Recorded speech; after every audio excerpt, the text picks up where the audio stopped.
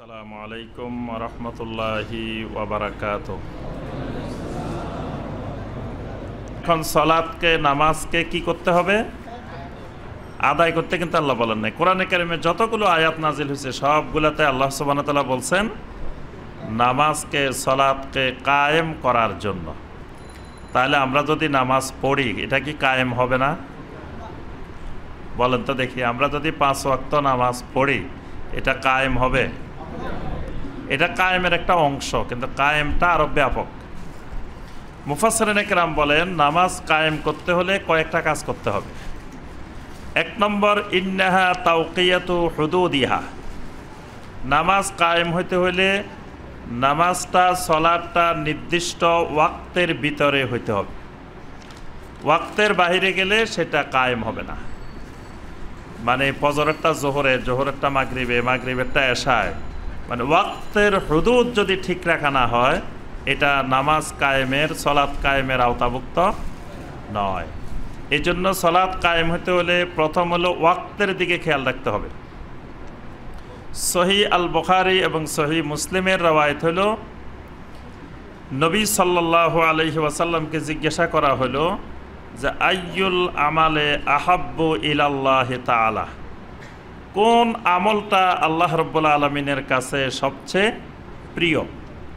আল্লাহ রাসূল সাল্লাল্লাহু আলাইহি ওয়াসাল্লাম বললেন আস-সালাতু আলা ওয়াক্তিহা।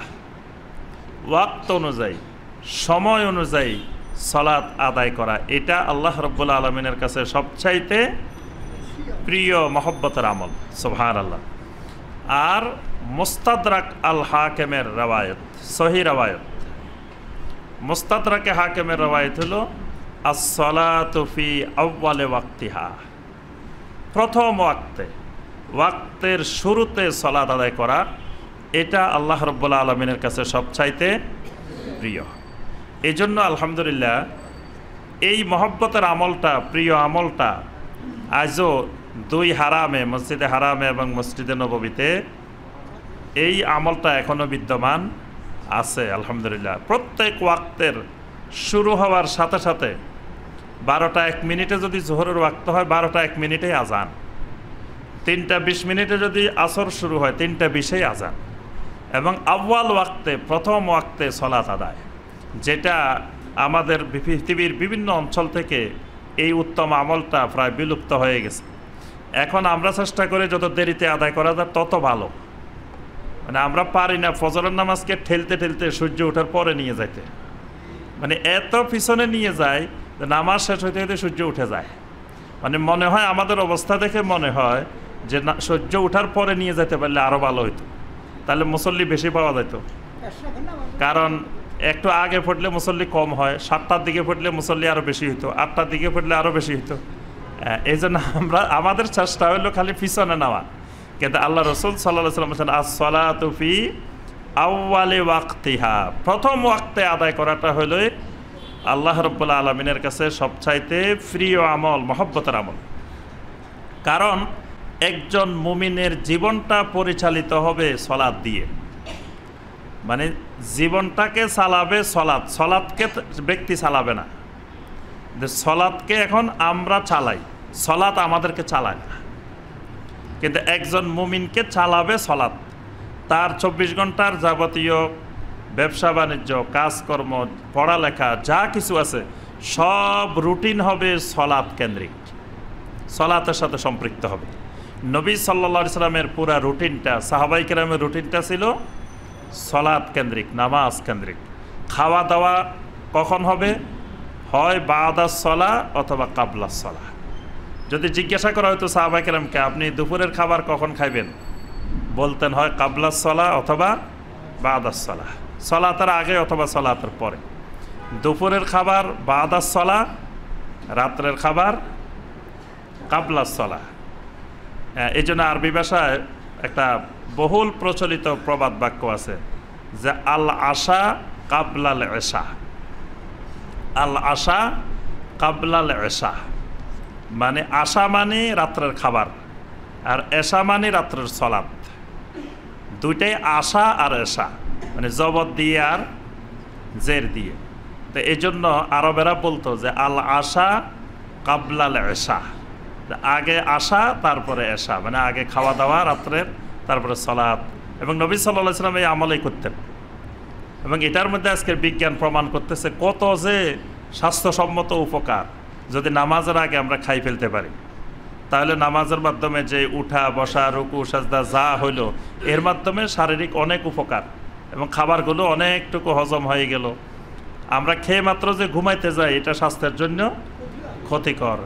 কিন্তু নবী সাল্লাল্লাহু আলাইহি ওয়াসাল্লাম এবং সাহাবায়ে কেরাম রাত্রের খাবারও সালাত কেন্দ্রিক, রাত্রের ওয়াজ মাহফিলও সালাত কেন্দ্রিক।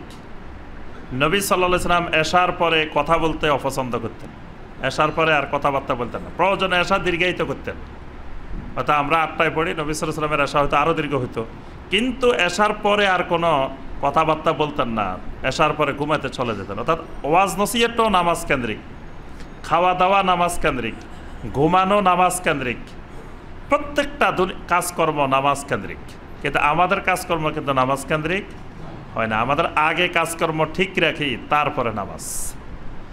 যখনই একজন মুমিনের সামনে একটা সলাতের ওয়াক্ত আসবে, তখন মুমিনের সামনে যতগুলো কাজ আছে তার মধ্যে 1 নম্বর কাজ সলাত।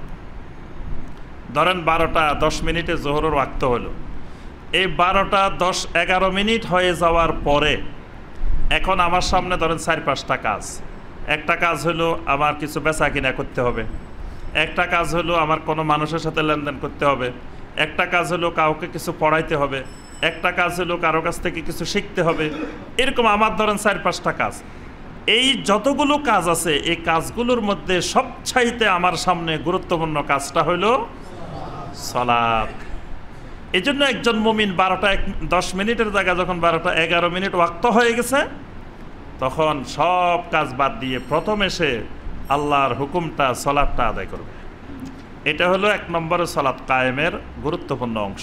2 নম্বর অংশ ওয়া এদামাতুহা, সালাত নিয়মিত দায়মিভাবে আদায় করতে হবে। মাঝে মাঝে আদায় করে, মাঝে মাঝে করে না, শুক্রবারে করে, ঈদের দিন করে, বিভিন্ন দিন করে, এটা সালাত কায়েম না।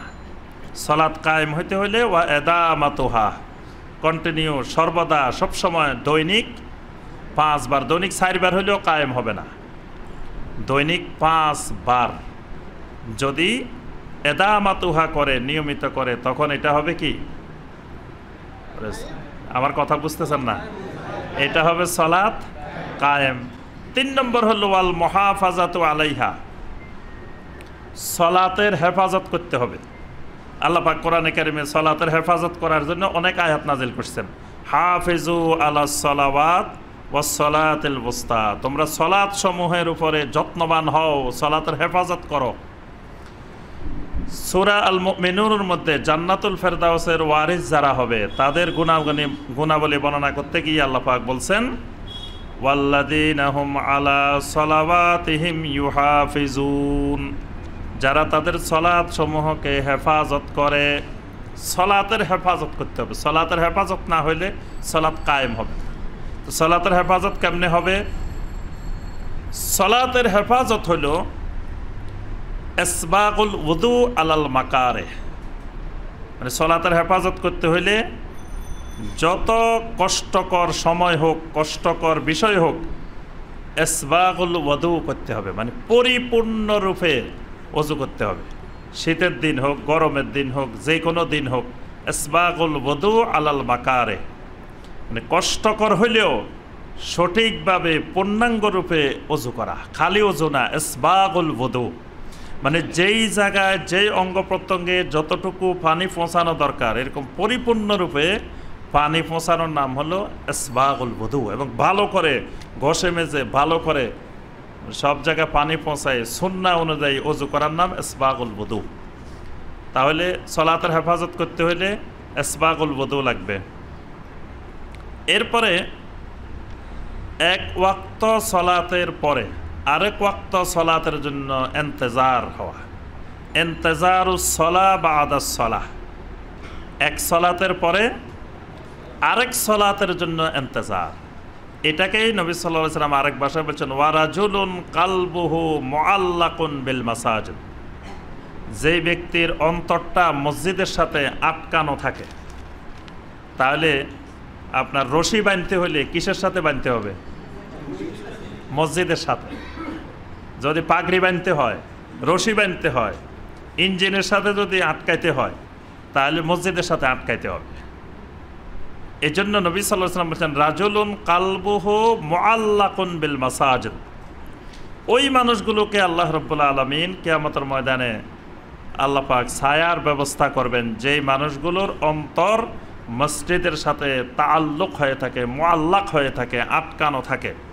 অর্থাৎ এক ওয়াক্ত সালাতের জামাত হওয়ার পরে অপেক্ষা করতে থাকে কখন আরেকটা ওয়াক্ত শুরু হবে, কখন আরেকবার আজান হবে।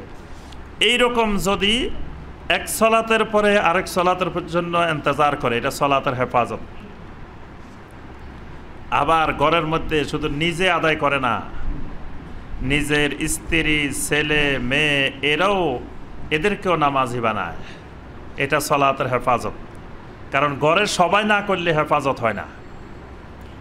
ঘরের ভিতরে যদি 5 জন মানুষ বসবাস করে, 7 জনে আদায় করে, 1 জনে আদায় করে না, তাহলে সালাতের হেফাজত হয় নাই, সালাতের সংরক্ষণ হয় নাই, সালাত সেই ঘরের মধ্যে সালাতের হেফাজত নাই। যদি সালাতের হেফাজত থাকে তো ওই ঘরের প্রত্যেকটা মানুষ সালাত আদায় করবে। অর্থাৎ এইগুলা নিয়ে সালাত হেফাজত যদি হয়, সালাতের সংরক্ষণ যদি হয়, তখন হবে এটা সালাত কায়েম। 4 নম্বর হলো আদাউহা বি আরকানিহা ওয়া সুনানিহা ওয়া হাইয়াতিহা।